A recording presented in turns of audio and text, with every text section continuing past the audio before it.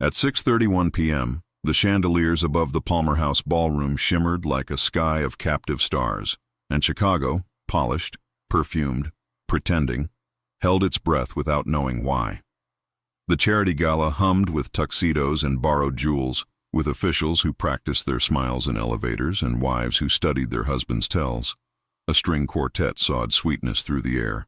Glasses kissed, cameras blinked, money changed hands dressed as mercy. And then a girl with a tray said 4 quiet words that froze the entire room. Sarah Johnson didn't know she was walking toward the most dangerous family in the city. She didn't know the man seated near the stage, silver hair swept back, black suit cut with old-world severity, was Salvatore Rossi, the Sicilian patriarch whose approval could build a skyline and whose disfavor could erase a person like chalk in rain. She was thinking about table numbers and the blister in her new shoes, the way the starched collar rasped her neck, and how tips turned into rent like magic if your hands didn't shake. She pivoted, balanced 5 flutes of champagne, and when an older man waved for her attention, his hand steady but the fingers slightly tremored, Sarah's mouth acted before her fear could. Sarah Bonu, Don Sal. Even the quartet forgot its next note. The words were soft, not a performance, not what the TV shows tried to copy. Her vowels carried that gentle salt of the island, the consonants warmed by kitchen steam and church steps. It wasn't textbook Italian, it was Sicilian, intimate as a family table. The greeting hung there, the kind that belonged to doorways where daughters kissed foreheads and men put down burdens because a home had absorbed them. Sal Rossi's eyelids lifted.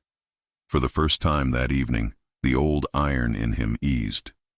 Across from him, Giovanni Rossi, 32, precise tie, watch face like a moon of brushed steel, looked up from a conversation he wasn't enjoying and saw the reason the room went quiet. The waitress was slim, blonde, not flashy, eyes that analyzed without meaning to. She wore her hair in a careful twist that said professional, but a strand had escaped and curved at her temple like an accent mark. He saw details the way other men saw horizons. The faint red line on her wrist where an elastic had snapped earlier, the small scar near her knuckle, a burn almost healed, the posture trained by please and thank you, by not being seen. And he saw his father's smile, small, private, the kind he used to reserve for Sunday lunches, for music played on vinyl, for something he recognized as his. "Where did you learn that?" Sal asked, the Sicilian shaping his English, velvet over stone. Sarah's heart stumbled. She hadn't meant to reveal herself. The phrase had leapt from memory. Old recordings, a neighbor who became family for a season of her life. "From a friend," she said, steadying the tray. "From someone who taught me to listen." Giovanni stood. Protocol rumbled in the bones of the men nearby, bodyguards straightening without moving. Anthony Marino, the underboss, smiling like a host whose party had just gained a trick. Giovanni reached for a flute to lift the weight from her hand, and when his fingers brushed the stem, the glass didn't tremble. Hers still didn't either. That interested him. "Grazie, signorina," Sal said, softer, eyes glinting. "You said it right." Sarah nodded. She didn't curtsy. She didn't flee. She placed the last flute, and as she turned, the quartet remembered the note it had lost, and the room's pulse resumed. Only it beat a half-second slower now, as if recalibrating around a new center. She had made the city's most untouchable men feel something human by accident. Back in the service corridor, the air changed. No perfume, just bleach and hot dishwater. Sarah leaned her head to the walk-in cooler's door and let the cool steel steal the heat from her cheeks. Stupid, she scolded herself. Rule 1, blend. Rule 2, never draw a circle around yourself. But those 4 words had climbed out of her like birds out of a tree, and now somewhere in that gold room a pivot had happened, a hinge had turned. "Hey," Nina, her fellow server, slid beside her, hip bumping hers. "Did you just kiss the ring in Hobbit language or something?" The music actually stopped. Sarah laughed once, a small glass bell sound. It was, "Hello," in a dialect. "Well, your hello just got noticed by those people." Nina's voice dropped, warning disguised as gossip. "The Rossis. Please don't develop a death wish on shift." "I won't," Sarah said, and meant it. She didn't have room in her budget for dying. Rent, medicine for Mrs. DeLuca upstairs when her arthritis screamed. A stack of community college forms on Sarah's nightstand, blank except for the part where you promise you'll be able to pay somehow. When she pushed back through the door with a tray of canapes, she felt eyes track her as if her name had been spoken. She didn't look for the source. Professionals don't look back, but he did. Giovanni tracked movement like a chess player watches the edge of the board. The waitress slipped the room's geometry into new angles. Not a threat, not a pawn. Something stranger, a piece he hadn't seen before that could change how the endgame looked. Anthony leaned in, voice pitched for intimacy. "Cute, harmless. Send her flowers or send her home. Either way, the show goes on." "That your advice?" Giovanni asked without looking. "Flowers or exile?" Anthony grinned. "Depends on the flowers." Giovanni's eyes skimmed the entrance where Detective Claire Whitaker had just stepped in, hair a clean bob, suit that said, "I will outwork you." Fundraisers were her favorite field. Criminals loved photo ops. She wasn't here for the charity, she was here for him. Their eyes touched, cool and polite, history tucked away like a folded letter in a drawer. He didn't wave. He didn't need to. He returned his attention to his father, whose color looked better than an hour ago. "You look good," he told Sal, which inside their family meant, "Stay with me." "Something about how a person says hello," Sal murmured. "You forget you are a person. Then someone reminds you." Giovanni followed the line of his father's gaze and found the waitress moving through senators and donors like a quiet current under bright boats. She carried stories he didn't know yet. He didn't like not knowing. But he liked the feeling, brief as the blink between notes, that his father had been warmed. A photographer appeared, popped light like a magician's trick, and the evening resumed its choreography. Speeches, soft applause, the auction paddle rising in a hand that betrayed no strain. Sarah fell into rhythm. By dessert, she had nearly convinced herself that nothing had shifted, that words evaporate and leave no scent. Then the first gunshot cracked the ceiling of sound. It wasn't inside the ballroom. The security detail knew that instantly. The echo was wrong, hollowed by distance, too sharp for the carpeted acoustics. It came from the alley, a warning strike, the kind of punctuation men use when they want to be read. Sarah froze. A dessert plate suspended midair. Screams swelled, controlled at the edges by the quiet hands of men who live near violence and do not wish to let it breed. Giovanni's eyes cut to the nearest guard. "Back," he said, and the guard moved toward Sal with a sway that only looked like walking. Anthony's phone was already in his palm, his thumb moving, his smile refusing to drop. Claire Whitaker had her badge out and her body aligned with the door, counting exits, outputs, lies. Sarah's instinct said down, then listen. She slid behind a column and let the tablecloth turn her invisible. The second shot didn't come. Instead, a motorcycle engine revved, taunting, then faded into the artery of State Street. A message had been delivered without ink. Giovanni knew the script. New rivals test old kings, and sometimes they test the sun to taste his metal. He wanted, with a heat that surprised him, to keep this ugliness out of his father's evening. He also wanted to know who had arranged the orchestra. "Sir?" Anthony murmured, smoothing his tie that never wrinkled. "I'll check the perimeter." "You'll stay with my father," Giovanni said, and turned. The service corridor air hit him like a different country. He moved fast, smooth, a man used to walking into rooms already decided, staff flattened to the walls, eyes flitting away. He passed the cooler door where a faint oval of warmth still marked a forehead that had rested there earlier, and he wondered what kind of life left such small human evidence behind. He found Sarah before he was looking for her. She had gone to the back loading dock, because she was practical, because the crash she'd heard wasn't a gunshot but a tray hitting concrete. A busboy stood trembling over the ruin of crystal, like a priest at a broken altar. Sarah crouched to help him, voice low and competent, hands quick and unbleeding. We'll sweep, then mop. Breathe. Nobody died. Giovanni stopped in the doorway and watched her gather sharpness with her bare fingers as if she'd done it all her life, rescuing people from small disasters that felt like big ones. She sensed him before she saw him. Her shoulders adjusted, and then she rose, the tray shards stacked. "Sir?" she said, neutral, refusing to be weird about the fact that his suit cost more than her car. "What you said to my father," Giovanni told her. Not many people would know how. She considered him. Close, his face was too symmetrical to be handsome if not for the small ruin at one eyebrow where some old wound had knit imperfectly. It saved him from looking carved by a machine.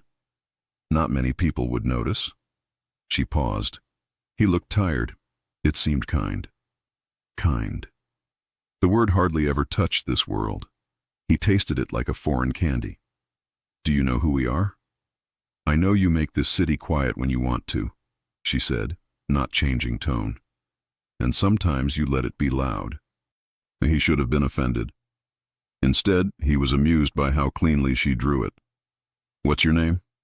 "Sarah Johnson." "Ms. Johnson," he said, and the formality made it sound like a promise. "Tonight, if anyone asks you questions, you didn't hear anything, and you don't know anything." "That's almost always true," she said, "except that I heard 2 motorcycle tires and a man who likes being watched." Giovanni's head tilted. "You notice things." "I carry plates in rooms where people say things they shouldn't." She lifted the bin of glass. He reached to take it. She did not let him. "I've got it." "Humor me," he said, and when their fingers touched, an uninvited current ran up both of their arms. They both ignored it, the way strangers ignore a spark in a crowded elevator. Politely, privately, promising themselves it meant nothing. On his way back toward the ballroom, he spoke into the air and men answered from the walls. "Sweep the alley, pull the feeds, find the bike. Don't spook the guests. They're already spooked enough by their own mirrors." When the gala limped to a close under the smooth voice of an MC paid to drink panic like a cocktail, Sarah collected last tips and stacked last chairs. She avoided the gold room where the rich shook off fear like glitter. She avoided the loading dock where fear had sounded like glass. "Johnson," the manager intercepted her. "One of the donors asked that you deliver a bottle to his car." "I'm off in 5. "You're on until he stops paying me," the manager said with the humanity of a spreadsheet. Outside, the night had the brittle chill of early March. Lake wind scraped the sky clean of warmth. Sarah hugged her elbows and followed the curb to the valet stand. The bottle wore a ribbon like a medal. The car waiting was black, long, and disagreeable with anonymity. "Ms. Johnson." Giovanni was already at the curb, having slid past the velvet rope of reality like it was his birthright. He opened the back door himself, which she noted because powerful men usually forgot doors had handles. "I'm not getting in that car," she said, and he smiled because fear that tells the truth is a language he respects. "Good," he said, "because you're going in the other one." He nodded to a second vehicle, sleek but less obvious, pulling up behind. "Someone left a message tonight. They don't know you exist. I want to keep it that way. Let me put you in a safe car and drive you 2 blocks. You can tell me to stop where the streetlights work." "2 blocks?" she repeated. "My compromise to your independence," he said, and it sounded like he'd made a study of the concept without ever liking the taste. "And my father asked me to say thank you." Sarah looked at the city, at the way the wind shoved newspapers into corners, at the men who pretend they can't see the cold. She looked at the valet who had suddenly discovered the deeper mysteries of his podium. She looked at Giovanni's face and did not see pity there, only an engineer's attention. "How do I keep this thing from breaking?" "2 blocks, she said. He opened the door. Inside, the car smelled like leather and rain.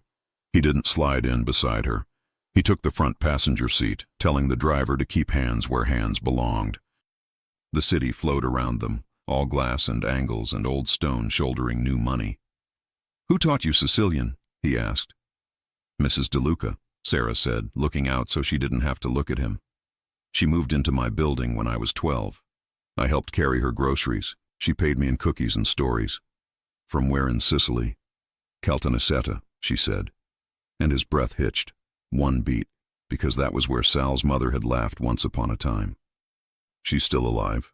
he asked quietly. "Yes," Sarah said. "Most days she is." The 2 blocks ended too soon.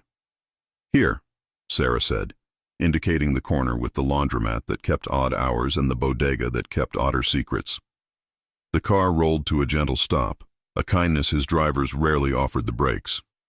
Giovanni turned to face her at last. "If anyone asks about tonight—" "I don't know anything," she said, and gave him a small, sincere smile that felt like it would cost nothing and later cost everything. "Good night, Mr. Rossi." He should have let her go. "Sarah," he said, and used her first name as if it were a private room. "If anything feels wrong, you see a car twice that shouldn't be there, a face that doesn't belong, call this number." He handed her a card. It felt heavier than its size should allow. She didn't take it. "You can keep the city quiet," she said, gentle, "but you can't own every shadow." "That's exactly why you should take it." She did, because he wasn't wrong. She slid it into the small inside pocket of her purse, the one she kept for bus passes and prayers. When she climbed the stairs to her apartment later that night, the card burned against her ribs as if it carried its own weather. She paused on the landing outside Mrs. DeLuca's door and listened, TV murmuring, a kettle complaining, the old woman's voice scolding someone who wasn't there years anymore. Sarah knocked softly. "It's me," she called. "Do you need anything?" The door opened a cautious inch. An eye, bright as a coin, blinked. "Figlia mia," Mrs. DeLuca said and let her in. The apartment smelled like tomatoes and anise cookies. The past warmed its hands by the present like a beggar at a diner's coffee pot. On the TV, a news crawl whispered about a disturbance near a major downtown event. No names, no edges. On the table, a photograph sat in a tilt-back frame. A younger Mrs. DeLuca in a summer dress, sunlight burning holes in the picture. Beside her stood a boy with a storm in his eyes and a smile he hadn't learned yet. "Who is that?" Sarah asked, pointing before she could be polite. "Nobody," the old woman said, too fast. "Eat. You forget to eat." Sarah let it go, not because she was incurious, but because the kettle needed lifting and the sugar needed tapping loose and the old woman needed to talk about saints that didn't visit anymore. She washed a pair of cups and listened to stories stitched out of smoke and bread. Later, in her own place, Sarah set the Rossi card on her dresser and watched it like it might hatch. On the back, in a hand that did not like being sloppy, a second number had been added. Different ink, not business, personal. She traced the digits, then snatched her finger back like the numbers were hot. She didn't want to belong to anybody's storm. Across town, in a house built from stone and silence, Giovanni stood at his father's bedroom door, watching the rise and fall of Sal's chest. "You're not the man who naps," he teased softly. "I am 80, Sal replied without opening his eyes. "And tonight a girl reminded me I had a mother." Giovanni thought about that. About memory as a room someone else could open for you. About a waitress who moved like a solution to a problem he hadn't named. "Don't bring her into this," Sal murmured, as if he had read his son's mind by candlelight. "I won't," Giovanni said, meaning it and already failing. "Sleep." On his desk downstairs, the photograph Anthony had sent an hour earlier waited. A grainy frame grabbed from a camera across the alley. A motorcycle idled, the rider glancing up not at the ballroom but at the service corridor camera, knowing it was there. The face was masked, the eyes were not. Giovanni zoomed until the pixels begged for mercy. He didn't need the mouth to know the line of the cheek, the patience of the stare. Luca Carbone liked to knock without coming in. Giovanni's phone buzzed once, a message from a number he didn't recognize yet, and his pulse did something he disliked. It climbed the stairs of his throat without permission. "Thank you for the ride. Sarah." He typed nothing back for a long minute, because nothing back was safer medication than everything you want. When he finally answered, he used 12 careful words. "If anything feels wrong tonight, call.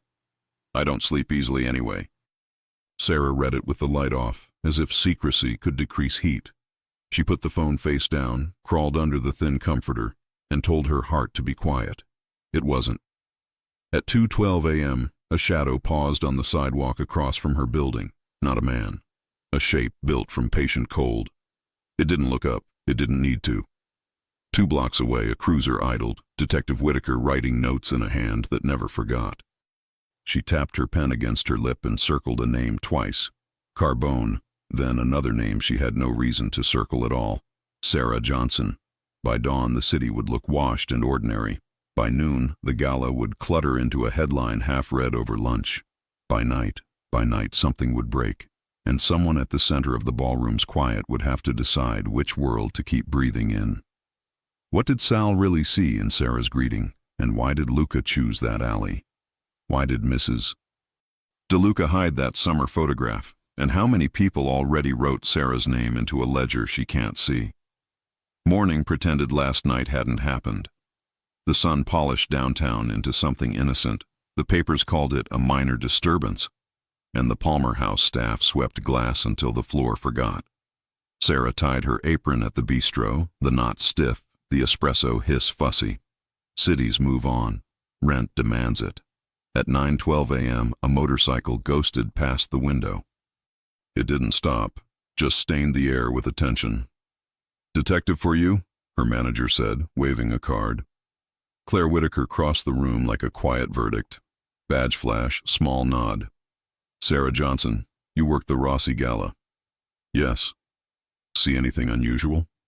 A tray, a bike, a room that froze when 4 Sicilian words lifted like steam from old kitchens.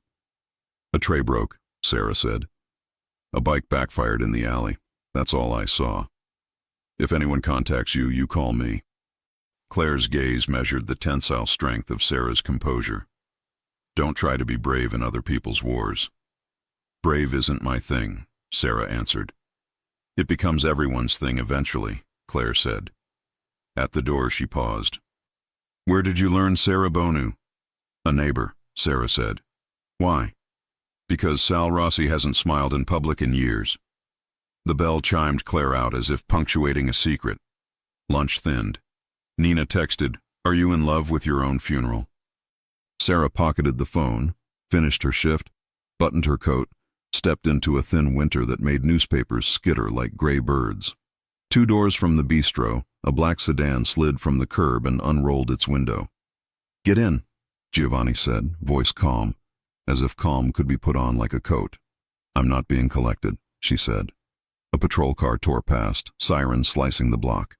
Half a length behind, a rider idled by a pawn shop, visor down, head tilted toward her reflection in the glass. He was counting. He didn't need to follow if she walked into his math. Sarah got in the car. Leather, quiet. The city muted behind glass. Giovanni didn't scold. He looked annoyed at the physics of danger. "I told you to call if something felt wrong." "It felt wrong when your face appeared like a headline," she said. She looked back. The rider hadn't moved. "Who is he?" "Luca Carbone," Giovanni said, tasting winter metal. "He watched the staff entrance last night. He'll keep watching until I either notice or wish I hadn't." "I'm nobody," Sarah said. "Not the kind that goes unseen," he said, and the way he said it rejected the word nobody on principle. They dropped into an underground garage. An elevator rose without courtesy. A corridor wore quiet and good art. The apartment beyond held stone and light and money that had learned not to shout. No gold, no brag, just a kitchen with knives that could forgive human error. "Ground rules," Giovanni said, shrugging off his coat. "If you leave, tell me. Unknown numbers, don't answer. If you see a red dot, hit the floor." "I prefer the second one." "Me too." He handed her water. Their fingers didn't touch. The absence felt louder than contact. "Who taught you to greet my father?" "Rosa DeLuca," Sarah said. "Moved into my building when I was 12. I carried groceries, learned cookies and prayers." "From where in Sicily?" "Caltanissetta." A current passed under his face. He pulled a leather book from a drawer, flipped to a summer photograph. Girls with ribboned hair, sunlight making holes in the paper. A caption, "Rosa DeLuca, Santa Lucia Festival." "My grandmother's village," Giovanni said, softer. Rosa argued with my grandmother, then sang with her. He closed the book with care. Your dialect wasn't just right. It was home. Do you get tired of being the man everyone watches? She asked. Constantly, he said, surprised at how easily the truth came out. I'm also the man who keeps them alive when they do. Footsteps in the hall. Not the driver, a taller silence. Anthony Marino appeared with a white bakery bag, smile framed like a treaty. Cannoli, he said, since you skip lunch when bullets get discussed. You deliver pastries now? Giovanni asked. I deliver whatever keeps your pulse under a felony, Anthony said, letting his gaze inventory Sarah quickly. Ms. Johnson. I'm Anthony. I schedule birthdays and triage messes. He offered a cannolo. Neri's, not as good as Rosa's. The ricotta doesn't taste like regret. As Sarah reached, Anthony's eye flicked to the small burn scar on her knuckle. Every kitchen writes on you, she said. Every world does. He glanced at Giovanni. We found the bike, abandoned under the L, clean, too clean. His way of dropping flowers, Giovanni said, thorns included. Anthony saluted with pastry and vanished like a rumor. Sugar steadied Sarah's hands. The skyline pretended to be angles. It was a theater of consequences, and she was in the front row, no ticket. What happens after the afternoon? You go home if the patterns outside your building behave. If they don't, they learn to. And if I say no, then I escort you anyway and make the patterns like me. The knock that followed was soft, an old neighbor's knock. Giovanni checked the camera, the peephole, the habit of caution. He opened with one hand behind the door. An elderly woman pushed past his caution as if it were furniture. Figlia mia, said Rosa DeLuca, coat buttoned, crooked, eyes brisk. She set a tin on the counter. I made too many. Take. Giovanni blinked twice. You know each other. In Sicily, everyone knows everyone, Rosa said, inspecting him like bone china. You're taller than your mother said. Sarah hugged her, warmth pooling just under sternum bone. You shouldn't be out. If someone wants me, they can stand in line. Rosa fished a folded paper from her coat. I brought this. The letter had been wiped by years, but not erased. The hand was masculine, careful. The name at the top, Salvatore Rossi. Giovanni drew breath like a man stepping into cold water. My aunt saved things, Rosa said. Your mother gave her this when men had to leave quickly and promises had to move faster. She smoothed the paper on stone. One day a girl who says hello the right way would need to see it. Giovanni read. Gratitude, debt, a vow in a kitchen dusted with flour. If ever a DeLuca needs shelter under our roof, my house is her house. My sons her servants before they are kings. S. Rossi. The apartment's hum changed key. Outside, a hawk stitched wind between buildings. You understand, Rosa said, chin up. You are not doing her a favor. You are paying your debt. I understand, Giovanni said, and the sentence fit him like a suit his father had owned first. They ate like a family invented after breakfast. Coffee, cheese, anise cookies shaped like memory. Giovanni told exactly one boyhood story. Rosa matched him with a fig-thieving dog. Sarah let the warmth soften the place the city had kept cold. Her phone vibrated on the counter. Unknown number. 30 seconds of video. Don't, Giovanni said. He unplugged the Wi-Fi and mirrored the phone to the monitor. Grainy footage, last night's alley, the tray of glass, Sarah crouching to help the busboy. The camera zoomed with human hands until her face filled the frame, then panned to the service door. A small chalk X glared white on metal. Rosa crossed herself. Sarah's grip whitened on the counter's edge. Carbone's mark? She asked, voice steady by choice. Sometimes he signs his promises, Giovanni said, pausing the frame as if pressure could erase it. The monitor went black. The intercom buzzed, flat, insistent. Camera feed, an empty lobby, a florist's ribbon around a cardboard box. Label, neat, for Sarah. No one touches it, Giovanni said into an unseen channel. Clear the lobby. Drone, not hands. If it breathes, I want to hear lungs. Rosa slid her palm over Sarah's knuckles. You are not afraid, she ordered. You are smart. Be angry later. A message arrived, words this time. Say hello back. El Giovanni didn't answer. He looked at Sarah the way an engineer looks at a bridge he refuses to let fail. You're not going home tonight, he said. He delivered to your door. I have plants, she said, because the mind snatches the small when the big threatens to drown it. I'll water them, Giovanni said. Do you even own a plant? I own people who own plants. Rosa snorted, then softened. She stays, and you call your father. The apartment obeyed her cadence. Giovanni spoke Italian down a line that carried history. The intercom buzzed twice. Marco's code. Clear.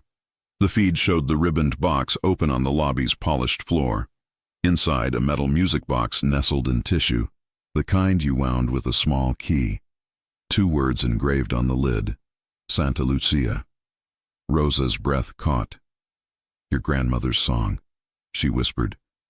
We sang it when the lights went out. Giovanni's eyes went midnight dark. Bring it up, he said. Gloves. Don't wind it. Moments later, the florist's box sat on the counter like a dare. Anthony reappeared with Rain at his shoulders, smile useless now, gaze cutting to the monitor where the chalk X waited like a wound. He's playing with your saints, Anthony said. Giovanni lifted the lid, careful. Beneath the velvet lay a square of paper, folded once. 5 words in clean hand. Who taught her to pray? Rosa's jaw set. Tell him a woman did, she said, proud as banners. Giovanni slid the note into his inner pocket where vows go. Calm wrapped his voice like wire. We're done answering his questions. He turned to Sarah. The steel left his expression, leaving only decision. Pack a bag. 1 night, maybe 2. You're coming to the house. The house, she echoed. My father's, he said. If Luca wants prayer, let him read the page where Salvatore Rossi keeps his promises. Sarah thought of the letter, of my sons her servants before they are kings, of the writer counting through pawnshop glass, of Claire's card burning her pocket a polite square. She nodded. 1 night. 1 night, he promised, and both of them knew promises are the city's most endangered species. She crossed his threshold later with a tote of necessary things. Sweater, toothbrush, the courage people pack without naming. The lake sky faltered into a bruised color. Men who watch these things notice. Phones lit. Patterns shifted. In another room, 3 miles away and below ground, a man turned a tiny key once, twice, 3 times, and waited for a song. In a police sedan 2 blocks from Sarah's building, Detective Whitaker circled a name twice, Carbone, and another she had no right to know yet, Sarah Johnson. In a bedroom of stone and silence, Sal Rossi sighed in his sleep, hearing in dreams a girl's voice say hello the way home does. And in a kitchen that had briefly felt like a truce, the music box on the counter kept its silence, lid engraved with a saint who watches ships find harbor. What page from the Rossi past is Luca forcing them to read, and who else remembers the prayer Sarah didn't know she was saying? Why did the writer count instead of follow? And what happens to a promise when someone whines the wrong song?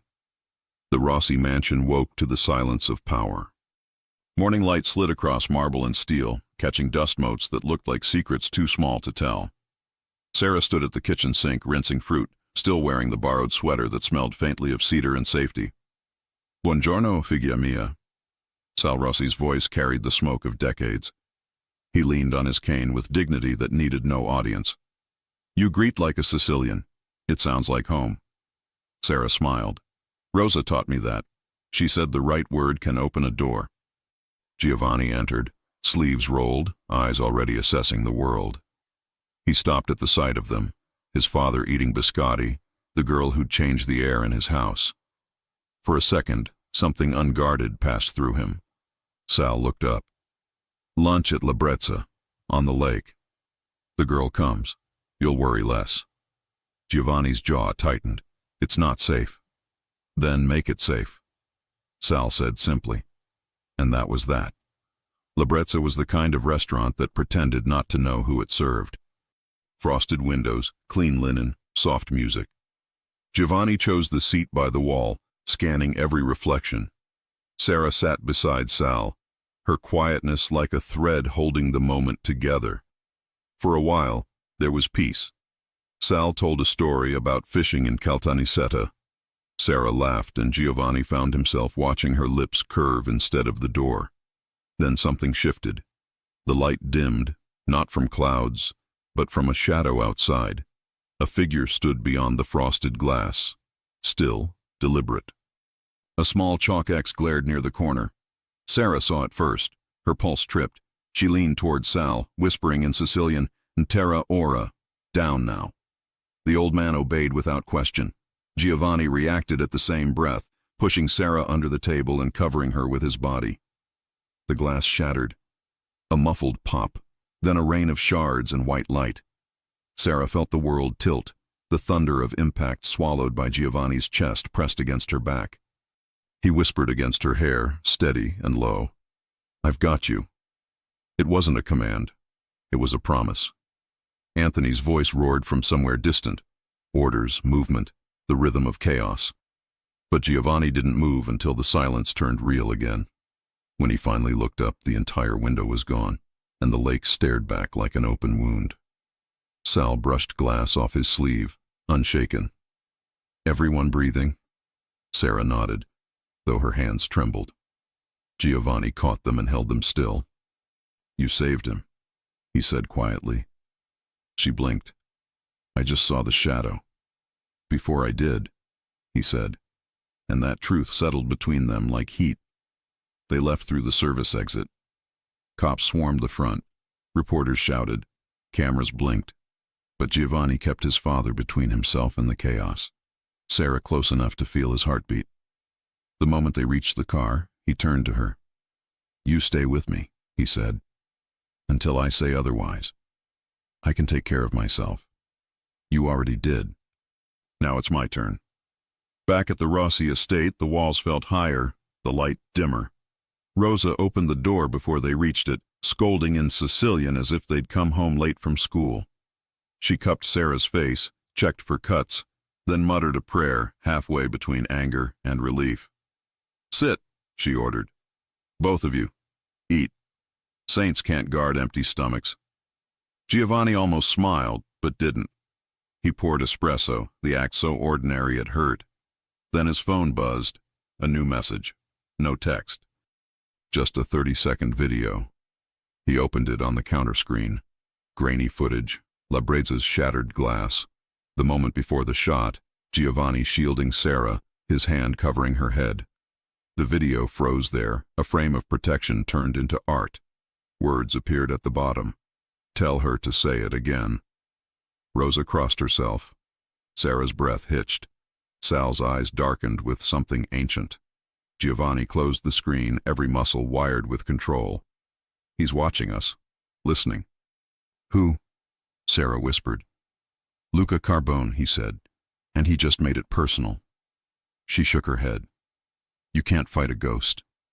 "I can," Giovanni said, "if the ghost threatens what's mine." He didn't mean it as a claim, but the words hung between them like a touch neither dared to name.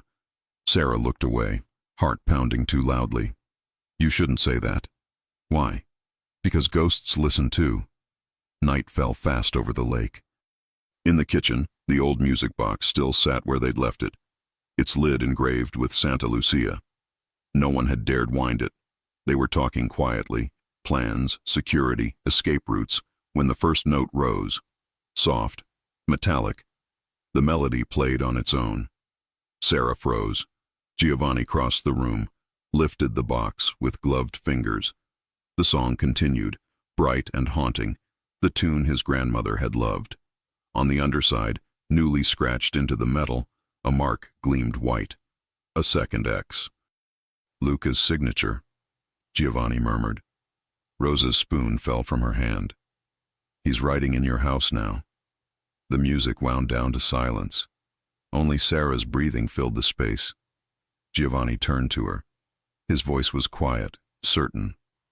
"You're not leaving this house tonight." "I wasn't planning to," she said, and something inside both of them stopped running.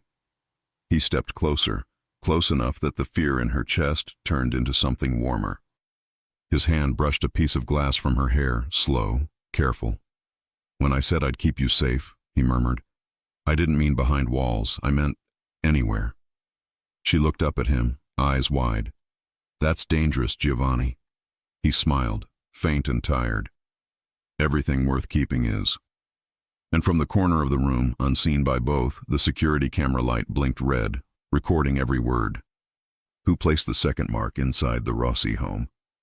And why does Luca Carbone know the song that only the Rossis and Rosa should remember? Night tasted like metal in the Rossi house, like keys and vows. After La Brezza, they drifted into a tense orbit around the kitchen island. Rosa stirring sauce she never let boil, Sal passing opinions like salt, Giovanni turning silence into a strategy, Sarah pretending her hands were steady. The music box sat on a tray, lid closed, its tiny X catching the light when no one wanted it to. The red pinprick on the ceiling camera blinked, a heartbeat you could miss if you weren't grieving for quiet. Giovanni noticed. He always noticed. "Kill every indoor lens except the main hall," he told Marco. "Hardline record only, no wireless. Anything with a battery lives in a drawer." "Yes, sir." Sarah watched the dot die, felt her shoulders drop a fraction. "I don't like being watched." Giovanni looked at her as if she'd said a sacred thing. "Then we make a room no one can see into." He led her down the back corridor to a door that didn't advertise itself. Oak, plain, a brass plate that read storage. A fingertip to the jamb, and the panel hid into the wall to reveal a second door. The hinges whispered. Inside, a square of light, soundproof, air-filtered, stone-quiet. Not a bunker, a chapel of safety. He didn't explain it. He just stepped in and let her feel the hush settle on her skin. "If you can't find me, come here," he said. "If you're scared, come here. If you're angry, come here first and then come find me." She turned, hair slipping its pin. "What if you're the one who's scared?" He almost smiled. "I don't do that." Her brow lifted. He sighed. "If I ever am, I'll meet you here." "Then it's a pact," she said softly, and the room absorbed the word like bread drinks oil. They walked back slower than they'd left. The house had learned them in a day, memorized their footsteps and the way their voices found each other without searching. In the gallery, Sal stood studying an old photograph, Caltanissetta, a summer street. Rosa, young, halfway laughing. A boy with storm in his eyes, not yet a king. "My son will insist on walls," Sal said without looking over. "That is his trade, but walls do not keep promises. People do." He glanced at Sarah then, measuring something invisible. "He keeps them. Do you?" She felt the weight and stood under it. "Yes." "Good," Sal said, satisfied. "Then you may stay." As if he were the one who had needed convincing. The quiet war began with small moves. Giovanni replaced the house phones with burners the size of matchboxes. One for each person, only one number saved on each. His. He had Sarah carry hers in the inner pocket of the cardigan Rosa insisted she borrow.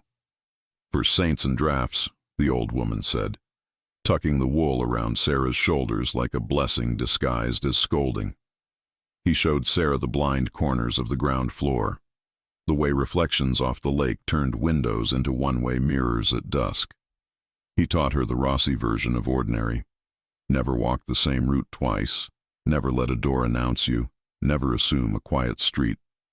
"Say we're separated," he said. "I need a word that means I come to you and kick down whatever stands between us." She thought of kitchens and glasses and chalk. Casa. Home. He nodded. "And a word that means run." She didn't hesitate. "Vento. Wind. Good." He paused. "A word that means don't be a hero." She gazed at him until he looked away first. Giovanni. His mouth tilted, the concession of a man who had never been named a command before. They ate early, they ate together. Rosa fed them as if fullness could turn into armor. Claire Whitaker came by once, sleeves rolled, badge tucked, and left a single page on the counter, a warrant list for a camera vendor that had recently serviced half the good addresses on the lakefront. Wireless by default. She didn't linger. "You didn't get this from me," she said. And I saw nothing on your counters except flour. Anthony's name crossed Sarah's mind like a shadow, a memory from that frozen moment at La Brezza, the radio squawk that had said Marino. Giovanni never spoke it aloud. He watched Anthony the way a surgeon watches a perfectly beating heart that might still hide a splinter. Trust what you can prove, Rosa murmured to Sarah, noticing what people pretend she doesn't, and keep kindness in your pocket. You never know when you will need to pay with it.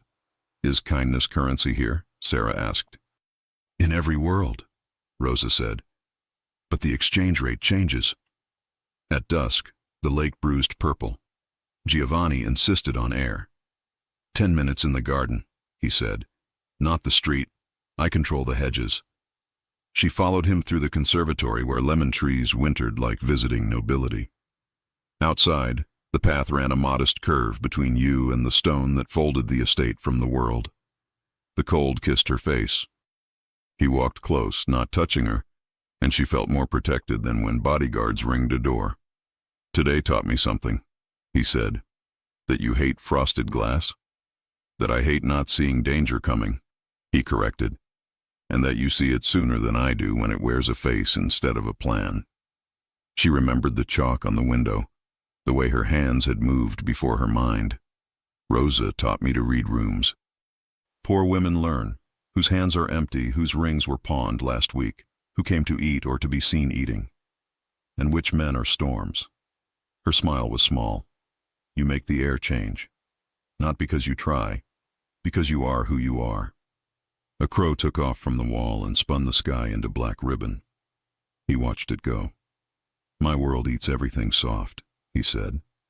It swallows it, calls it dessert, asks for seconds. It's not noble or glamorous. It is a thing that demands you know what you'll lose before you sit down at the table. I should send you away.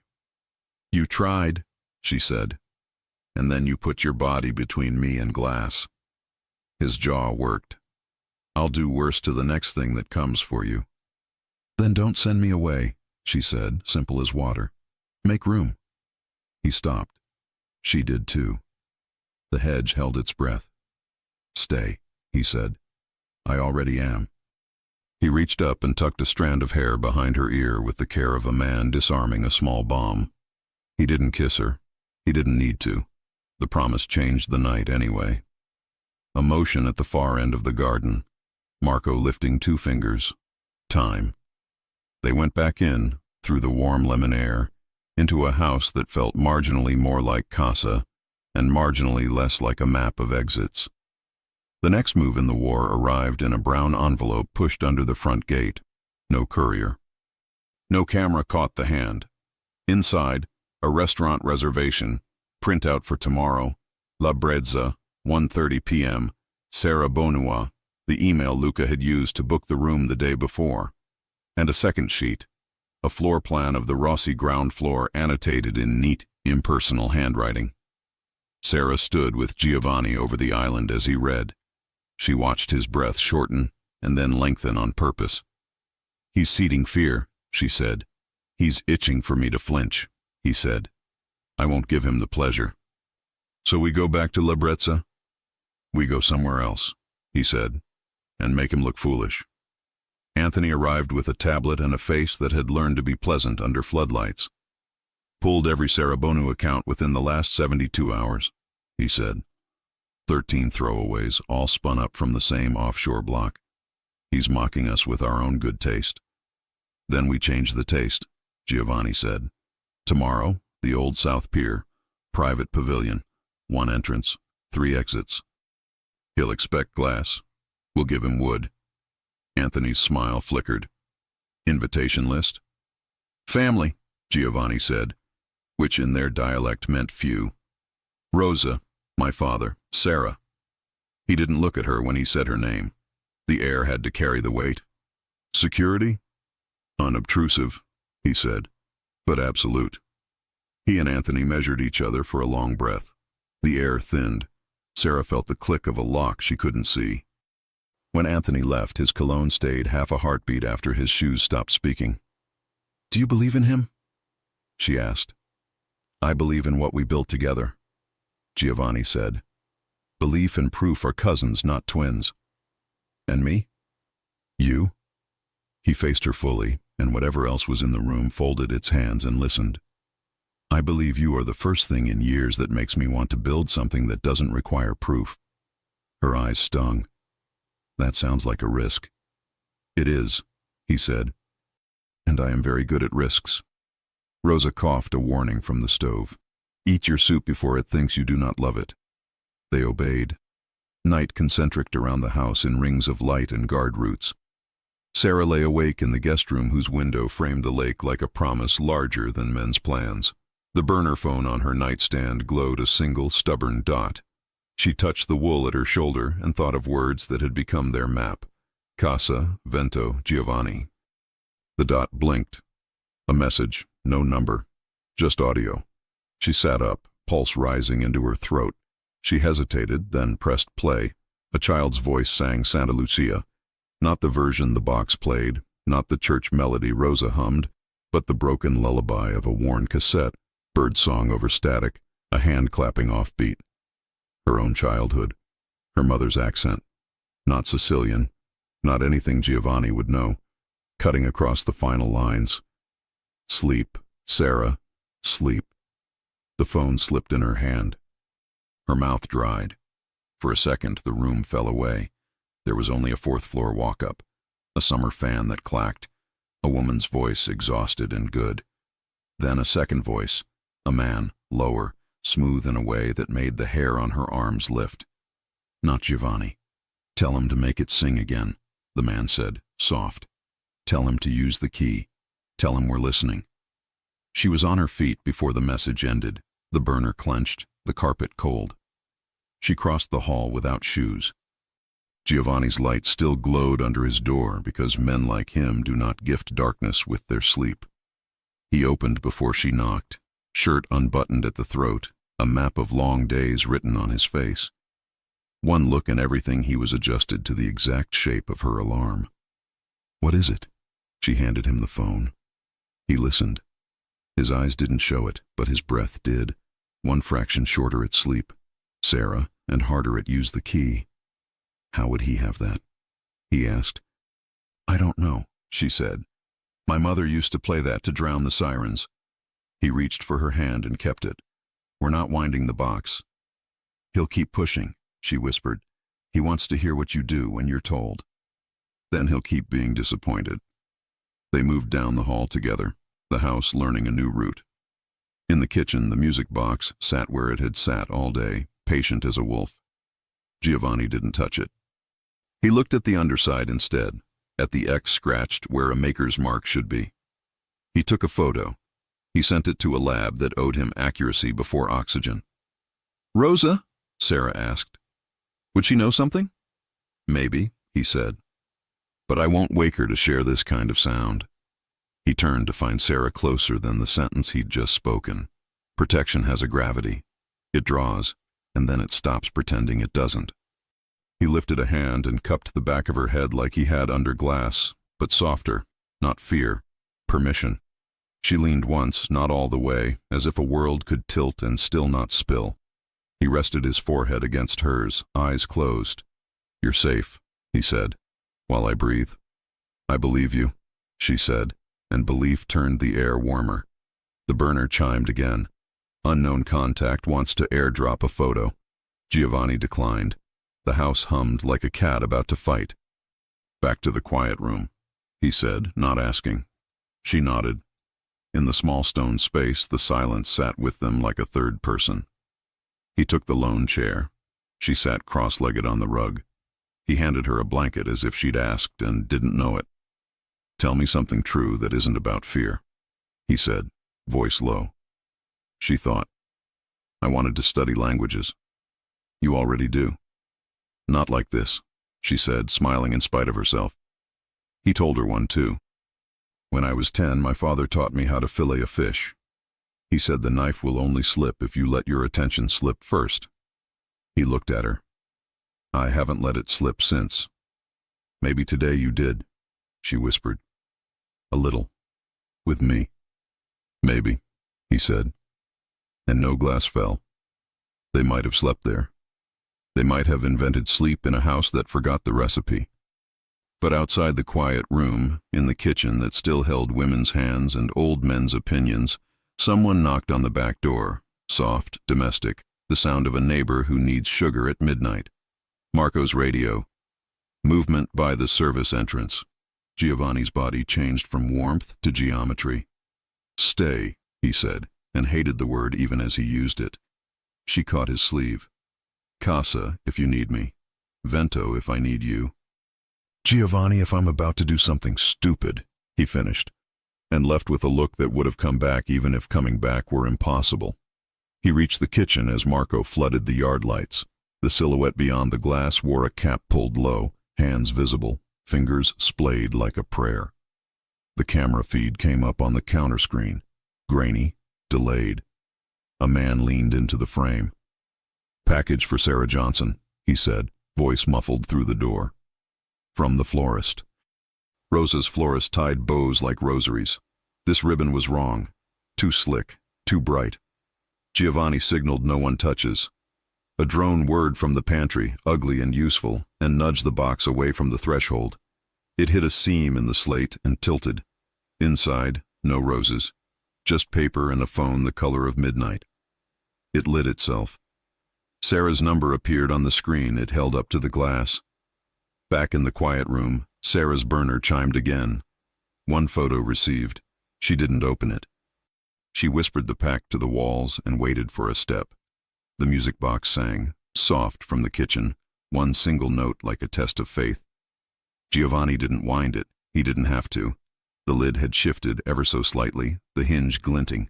He lifted it with gloved fingers and saw no spring tense, no key twitch. Only a sliver of thin wire, almost invisible, running from the underside to the counter's edge, disappearing into the seam near the camera conduit. "Not haunted," he murmured. "Wired." He traced the filament to the junction box and cut it clean. The wire died, and with it, the illusion that ghosts played saints' songs. His relief lasted the length of a heartbeat. The phone inside the florist's box vibrated again, harder, like breathing. A text crawled across the unlocked screen in white on black. He didn't touch it. He read, "Check your storage room." He didn't have to ask which one. He ran. Down the hall, the oak door that said storage stood where he'd left it. The hidden panel behind it had closed itself as it always did, seamless as a lie. He pressed and the wall yielded, and the quiet room opened like a held breath released. The chair sat where he'd left it. The blanket lay folded on the rug exactly as Sarah would have done. Sarah was not there. On the stone floor, her burner phone blinked one slow light, a patient star. And on the chair, placed with the gentleness of a hand that enjoyed its own restraint, sat the music box, its lid half open, the word Santa catching the light, Lucia hidden in shadow. Who opened the quiet room without a key? And how did a man from the lake know the lullaby that only a mother and a girl should remember? Where did Sarah go in a house designed to keep her? And which door isn't a door at all? The house was too quiet. Quiet in the wrong key. Giovanni stood in the doorway of the storage room, its walls still, the blanket folded, the music box gleaming half open under the dim light. Only the small burner phone on the floor blinked, a single blue pulse that made the shadows breathe. "Sarah," he called once, steady. No answer. He crossed the room in 2 strides, checked the corners, the vents, the hidden panel behind the supply cabinet. Nothing. Whoever had taken her hadn't broken locks. They'd known which ones to whisper open. Marco burst in behind him. All gates sealed. Cameras looped for 90 seconds. Then blank. Clean job. Giovanni lifted the music box. Inside, a folded card rested against the gears. 5 words, written in the same tidy hand that had mocked them before. Every promise has a price. He closed the lid slowly, his pulse louder than the hinge. "Pull every vehicle tag within 5 miles, he ordered. "I want heat maps, not guesses." Then, quieter, he took her. Sarah woke to motion. The hum of tires, the low roll of an engine. The world outside the tinted window looked unfamiliar, an industrial stretch of Chicago she'd never seen, where the lake wind smelled like metal in distance. Her wrists weren't bound, her fear was. Across from her sat Luca Carbone, younger than she'd expected, older than his smile. Black suit, no tie, fingers tapping against his knee in the rhythm of a song only he could hear. "You speak Sicilian well," he said conversationally. "Better than Giovanni does, I'd say." She stayed silent. He smiled wider. "Don't worry, you're not a hostage. You're a mirror, and Giovanni hates mirrors." The car turned down a pier road, headlights slicing mist. A small boathouse waited at the end, its windows flickering with lamplight. Luca gestured toward it. "Our families once shared tables, bread, wine, secrets. Then his father decided he was king, and I decided I didn't believe in crowns." "You're hurting him for history?" "I'm reminding him he's human," Luca said. "And because you made him forget." He leaned closer, voice dropping to something almost kind. "Do you know what happens when a man like Giovanni loves? He hesitates. And when he hesitates, men like me win." Sarah's heart beat in her throat, but her voice was steady. "Maybe love isn't hesitation. Maybe it's courage that doesn't look like yours." Luca studied her face, curious rather than angry. "Courage," he repeated. "Tell me if you still call it that when he's the one bleeding." Giovanni's convoy sliced through the night. 3 cars, engines low, lights dimmed. His phone buzzed with updates, each one useless. No sight, no trace, no demand. The absence of a ransom was worse than ransom. He looked out at the dark water. "He's not hiding her. He's showing her something," he murmured. Sal stood by the window, leaning on his cane. "What are you willing to pay, son?" "Anything but her." "That's not how debts work," Sal said. "They take what you won't give." Giovanni turned. "You taught me to build empires, not funerals. And yet every empire ends in one," Sal replied softly. Giovanni looked at the letter on the counter, the old promise between the Rossis and the De Lucas, and felt its words like a chain and a compass at once. "My sons her servants before they are kings." He reached for his gun, then stopped. "Not like this," he said to himself. "He wants war. I'll give him precision."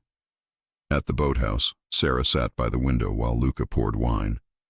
"You think he's coming," he said. "I know he is." He smirked. "That's what ruins men. Faith. You don't believe in anything?" "In control," he said. "In knowing the cost before you pay it." She met his gaze. "Then you've already lost. You don't even know what love costs."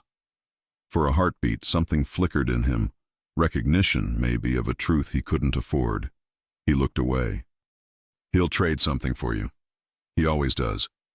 And when he does, he'll see what loyalty really means." The door opened behind them. Giovanni stepped through it like a shadow becoming real. He wasn't supposed to find them that fast. He had followed patterns, phone pings, an intuition that had once saved his life. This time it saved hers. Luca raised his glass in mock greeting. "I was beginning to think you'd forgotten your manners." Giovanni's voice was a blade sheathed in calm. "Let her go, and maybe you keep your fingers." "Still pretending you're not the same as me?" Luca asked. "You build your kingdom on silence and pretend it's virtue. I simply speak out loud." Giovanni's gun never wavered. "You mistake control for chaos. That's why you'll die looking surprised." Luca laughed softly. "Maybe. But before I do, you'll have to choose which promise to break. Your father's or hers." He nodded toward Sarah. A camera in the corner blinked red. "This conversation is being recorded," Luca said. "Send it to the world, and the great Giovanni Rossi becomes what he's always been, a criminal with a pretty girl in his bed. Don't send it, and I release her, but your father's life ends by morning." Sarah's voice was barely breath. "Don't." He looked at her, every calculation dissolving. "Sarah, whatever he's threatening, it isn't me he wants. It's you broken." Giovanni took one step forward. "Then he gets neither." He fired once. The bullet shattered the camera, not Luca. Sparks burst. The red light died. The room smelled of cordite and fury. Luca's smile faltered. "You just chose her over your father," he said. "No," Giovanni replied. "I chose not to let you own the choice." He moved faster than Luca expected, slammed him against the window frame. The gun clattered to the floor. "You want blood?" Giovanni hissed. "You can drown in your own." Luca laughed through the pain. "And now she knows what you are." Giovanni looked at Sarah, dust, fear, and grace in her eyes, and felt the truth burn. She did know. And she hadn't run. "Let's go," he said, his hand finding hers. She didn't ask if he'd killed Luca. She didn't need to. The lake outside was loud enough to bury anything. Back at the estate, Rosa waited by the door, praying in Sicilian under her breath. When she saw Sarah step out of the car, she crossed herself and hugged her so tightly that even fear had to wait its turn. Giovanni followed slower, his shirt torn, his face unreadable. Sal met his eyes, saw the decision already made there. "It's done," Giovanni said. Sal nodded. "Then you're no longer a prince, my son. You're a man."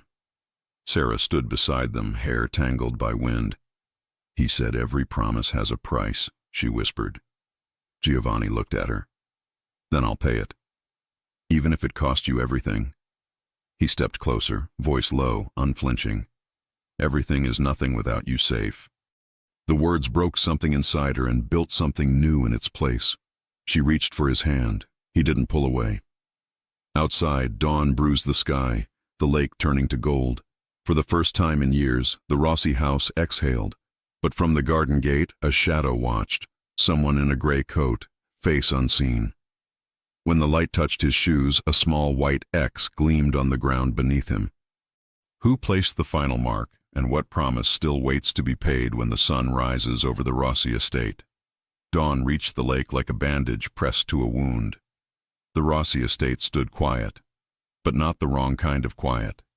This one had breath in it. In the kitchen, Rosa lit a burner and whispered a prayer that sounded suspiciously like an argument with God.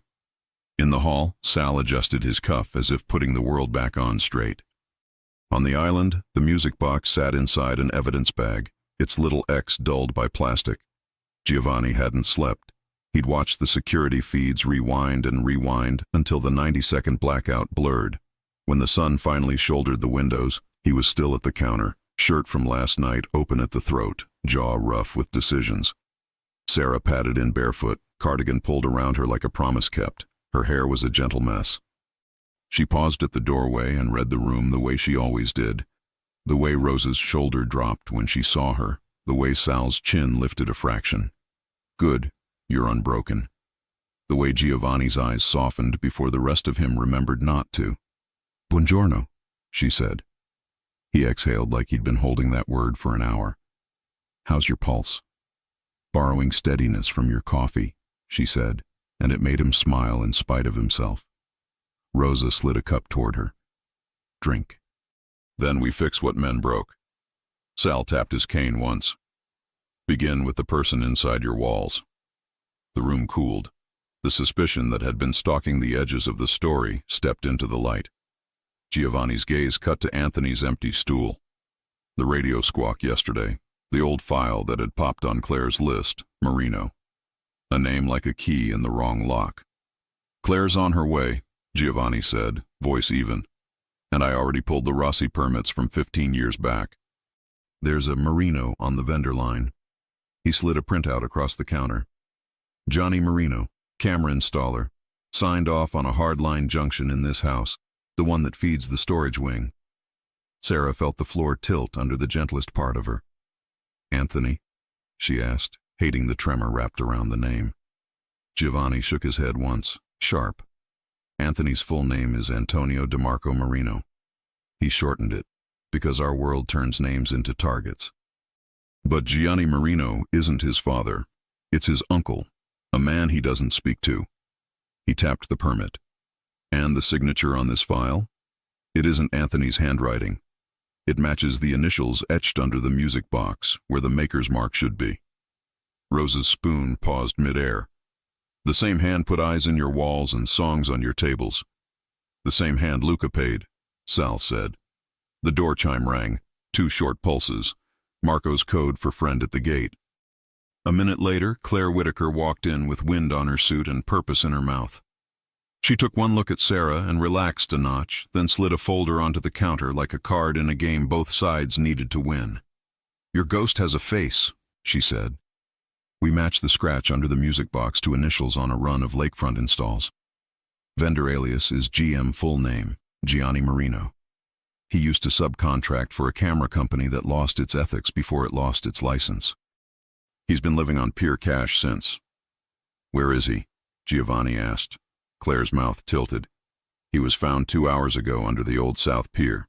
Not dead, not smart anymore." She looked at Giovanni. "Someone beat me to him." Giovanni didn't blink. "Not me." "Didn't figure." She turned a page. "He confessed to wiring a false fail-safe across your quiet room. Could pop the panel and kill the feed for 90 seconds from outside. Said a client with winter eyes paid him to target the service corridor and the lake view at La Brezza." Winter eyes. Luca. Claire's gaze softened when it landed on Sarah. "You okay?" "No," Sarah said honestly, then added, "But I will be." "That's the right order." Claire shifted to business. "We picked up Luca's car 1/2 mile from a boathouse. No prints, but we did get a partial from the wine glass he used to preen. He'll like how clean the warrant looks with his name spelled right." Sal's cane ticked once. "Finish it." "We will," Claire said. She hesitated. "And Giovanni? If you want the part where the world still thinks you're respectable to survive, you need to give me one thing I can show on paper that says you tried not to be a monster today." He considered. The old part of him, the one built from steel and swallow, reached for evasion. The new part, which had learned Sarah's name as a direction, overruled it. He slid the evidence bag with the music box toward her. "Vendor confession is yours," he said. "So is the device he used to trigger that song. I'll testify who found it where." Claire took the bag like a priest receiving a relic. "That'll do." Rosa harumphed. "Good. Now leave. He needs to say something he has been carrying around his neck since he came home with broken glass in his hair." Claire's eyebrow arched, amused. "She's the only person I'm afraid of." She tipped 2 fingers in a mock salute and left with the morning. The house exhaled. Sarah's hands curled around the warm cup. Giovanni leaned his palms on the counter as if bracing a map. For once he didn't try to build a wall with words. "I can't make you a safe world," he said. "I don't want one," she said gently. "I want a true one." He studied the coffee's surface. When he looked up, his eyes were unarmored. "When I put my hand over your head at La Brezza, I realized my life divides into before and after that moment. Before, I managed danger. After, I started managing what I couldn't stand to lose." "Me," she breathed. The word so small the room almost missed it. "You," he said. "If you ask me to soften, I will. If you ask me to step back from the part of this city that demands blood, I will carve us a different path. If you ask me to burn it down, I—" He stopped. He was a man who never left sentences unfinished. It made the remaining words larger. "Name the price. I'll pay it." She walked to him, small bare feet across stone that had learned her tread in 2 days. "I'm not a price," she said. "I'm a person. You don't purchase my peace. You practice it." Rosa made a noise that was 90% approval, 10% restraint. Sal's mouth went soft in a way it had not in years. Sarah lifted a hand to Giovanni's face and touched the rough line of his jaw the way some people touch doorways on the way out. "Thank you. Keep me. Here is what I ask," she said. "You keep your promises like they're alive. You never lie to me about the cost. And when this house finishes rebuilding, you leave doors in it one's people without bodyguards can walk through." "Done," he said, and the ease in his voice, the certainty, turned the next minute into something sacred. They were 3 inches apart and history was ready to close the distance when Marco cleared his throat with a cough that belonged to an old church. "Forgive me, boss." He looked apologetic and not sorry at all. "Anthony's at the gate." Silence acquired teeth. Giovanni turned to the monitor. There he was. Anthony on the stone steps, hands empty, eyes tired but not afraid to be seen. He looked up into the camera and, oddly, smiled the way you smile when you decide the knife won't go in your back today. "Let him in," Giovanni said. Anthony entered without theater. He stopped 3 paces inside the threshold and took in the room. Sal, standing like weathered oak. Rosa, spoon raised as if she'd knight someone with it if necessary. Sarah, steady. Giovanni, unarmed only in obvious ways. "I heard you found my uncle," Anthony said, and the word uncle held a night's worth of knives. "We found him," Giovanni said. "He signed our walls before you ever signed my payroll."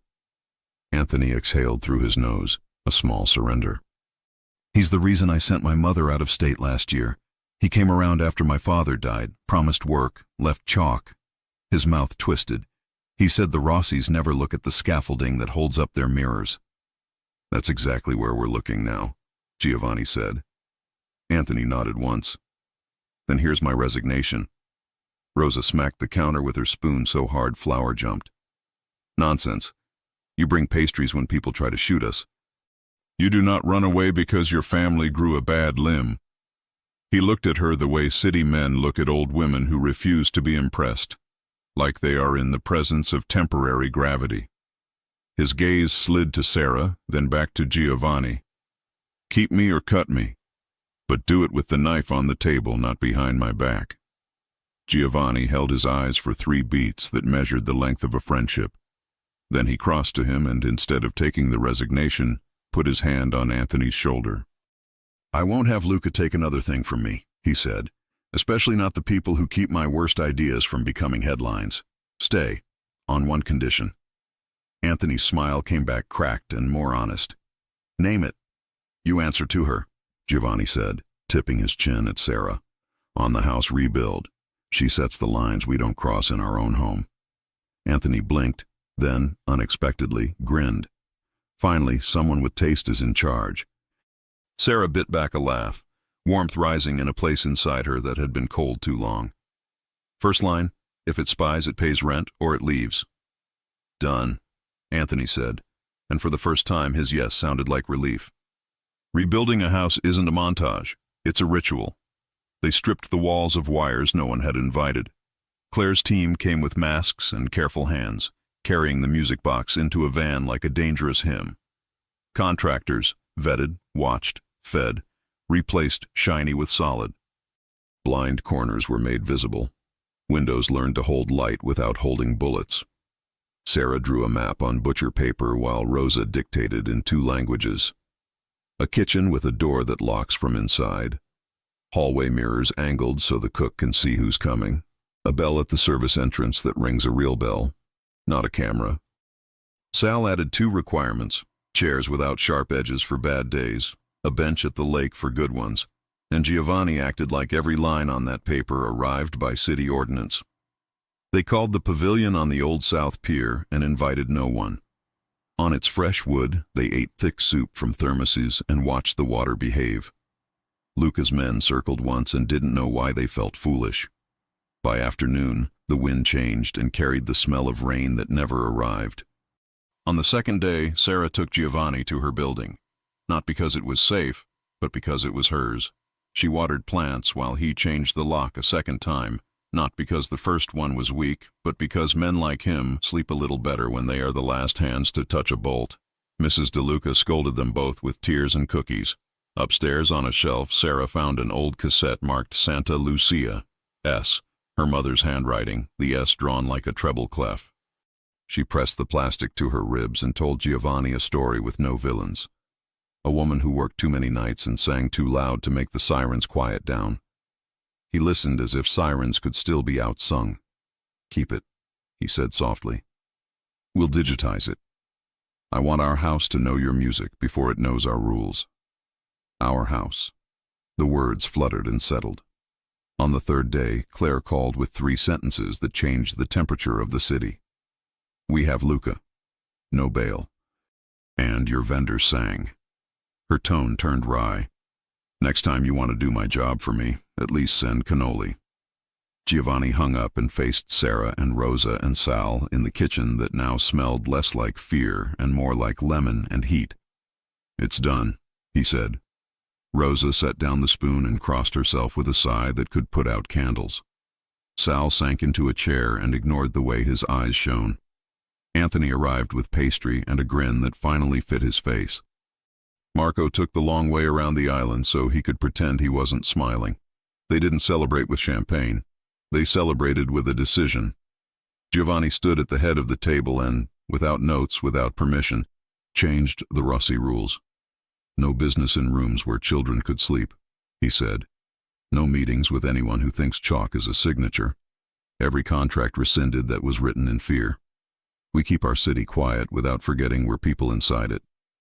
He looked at Sarah when he finished, as if checking his math. She nodded once, and something in his chest let go of a knot it had held for years. Say it, Rosa said, flapping her towel. The thing you are swallowing because you think if you spit it out, it makes you small. He turned to Sarah, and this time he didn't mask what lived in his gaze. He stepped close enough that the history in their bodies remembered glass and shelter and a kitchen that had learned new prayers. I love you, he said simply. Silence didn't fall. It rose, like a choir gathering breath. Sarah's hand found the fabric of his shirt and held on as if he were a railing in a horizon. Then keep me, she whispered, and it was both an answer and a challenge. He did what he had been wanting to do since the first time she said hello in a voice that sounded like a door opening. He kissed her, not as conquest, as an agreement. Rosa clapped once, delighted. Sal muttered, about time, to no one who needed telling. Anthony turned to the window and did a very poor job of pretending to be interested in the lake. Marco coughed into a fist and failed to hide his grin. The kiss ended, but the promise didn't. They took dinner to the bench by the water that Sal had demanded. The lake wore sunset like a suit it didn't deserve and tried hard to. Boats stitched slow lines along the horizon. The air tasted like metal less, like rosemary more. Sarah rested her head on Giovanni's shoulder. Tell me something true that isn't about fear, she said. He thought. When I was 10, I thought my life would be a ledger, debits, credits, survival. Today I realized it can be a story. He turned the ring on her finger that wasn't there yet and made no apology for the future in his touch. If you'll write it with me. She laughed softly, surprised by the ease of it in her mouth. You don't write stories. You rebuild houses. Same thing if you do it right, he said. She tipped her face up. One more rule for the new house. Name it. When women talk, men listen. He smiled. Already happening. They watched the water learn to be evening. Behind them, the house they had reclaimed breathed like something alive.